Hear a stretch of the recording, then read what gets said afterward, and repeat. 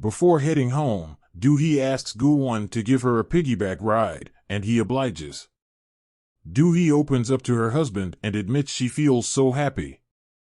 She, however, feels sad about Cheon-suk because she couldn't honor the woman's last wishes.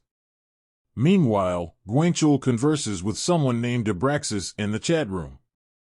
Abraxas says something is becoming troublesome, and they'd better nip it in the bud. Gwangchul believes that Abraxas means Goo-won and Doohee. The following day, the police finally identify Gwangchul's identity using the sketch by Goo-won. The wild dogs also call Goo-won and inform him they found the culprit too.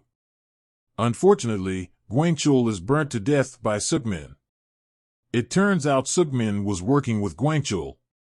He kills him since he is no longer needed.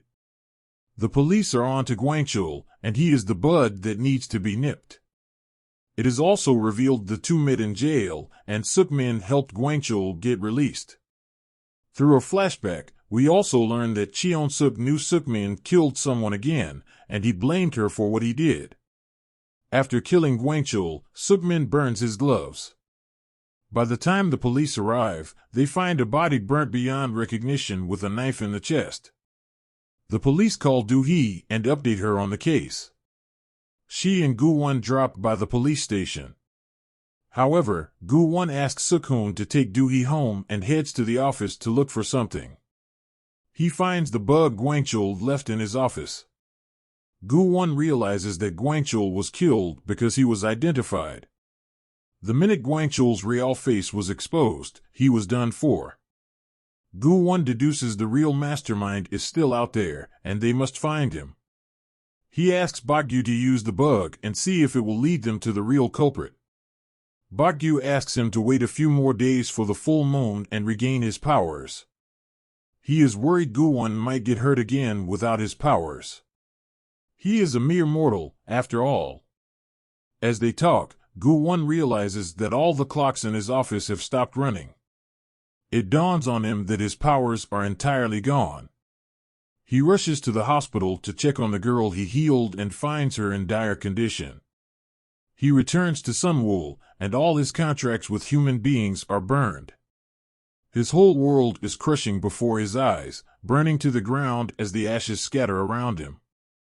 At Sukmin's house, Se-ri finds the unburnt pieces of Sukmin's gloves in the fireplace. She is shaken but pretends like it is nothing. During the ride home, Doohee tells Sukmin that with the culprit dead, it is all over now. However, Suk-hoon believes things are far from over. He suspects Goo-won might have killed Gwangchul for revenge. Scared about his fate, Goo-won visits the beggar woman at the bus station, and she takes him to a restaurant. She reveals her powers and says she was the one who bestowed the demon powers on Goo-won. In fact, Goo-won has now turned fully human. Goo-won asks if there is a way to get his powers back. Unfortunately, the answer proves to be another dilemma. For him to get his powers back, Doohee needs to die.